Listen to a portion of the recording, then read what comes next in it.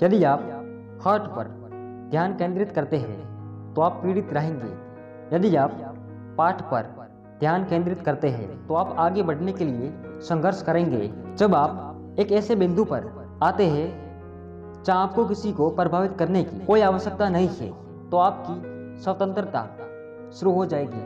आपके जीवन में सबसे सुखद क्षणों में से एक है जब आप ये स्वीकार करने का साहस पाते हैं कि आप क्या नहीं बदल सकते। समय और समझ दोनों एक साथ बस किस्मत वालों को ही मिलते हैं, क्योंकि अक्सर समय पर समझ नहीं आती और समझ आने पर समय निकल जाता है। दिखावा और झूठ बोलकर व्यवहार बनाने से अच्छा है कि सच बोलकर दुश्मन बना लो। आपके साथ कभी विश्वासघात नहीं होगा। कहते हैं कि झूठी कस्में खाने से कौन सा कोई मर जाता है। हाँ, कोई मरता तो नहीं है, लेकिन किसी का विश्वास जरूर मर जाता है। मतलब ही लोगों के साथ रहने का मजा ही कुछ और है। थोड़ी तकलीफ जरूर होती है, पर सारी दुनिया के दर्शन उनके अंदर ही हो जाते हैं। किसी का सरल स्वभाव उसकी कमजोरी नहीं होती है। संसार में पानी से सरल कुछ भी नहीं है, किंतु उसका बहाव बड़ी से बड़ी चट्टान के भी टुकड़े कर देता है। कभी कभी वही इंसान आपको रुलाकर रख देता है जिसकी खुशी के लिए आप कुछ भी कर सकते हो। बिखरने के तो लाख बहाने मिल जाएंगे, चलो हम जोड़ने के अवसर ढूंढे। यदि कोई बच्चा भी उपयोगी बात कहता है तो उसे सुनना चाहिए।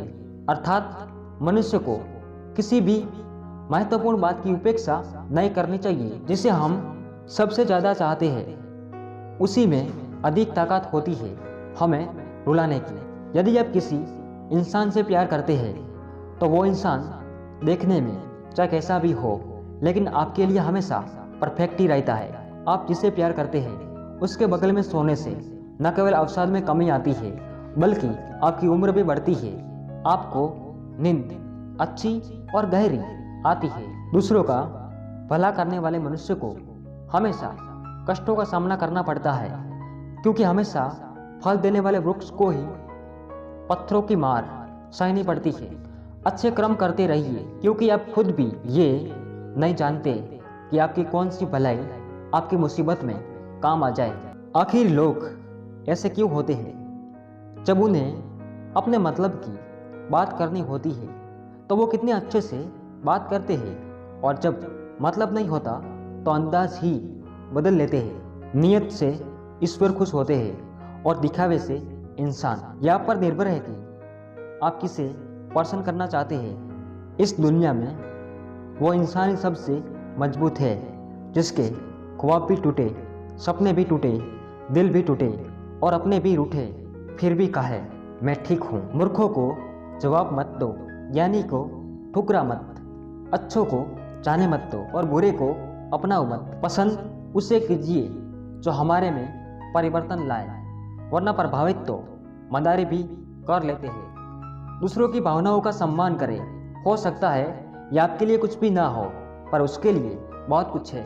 अगर आप किसी का मन जानना चाहते हैं तो उनकी बातों को सुनें और उनके दिल की हरकतें देखें। हमें अच्छा या बुरा जीवन नहीं दिया जाता, हमें एक जीवन दिया जाता है। इसे अच्छा या बुरा बनाना हमारे ऊपर है। सम्मान एक दर्पण की तरह है, जितना अधिक आप इसे अन्य लोगों को दिखाएंगे उतना ही ये आप पर वापस प्रतिबिंब करेगा। इस 3 सत्य को सभी को सिखाए।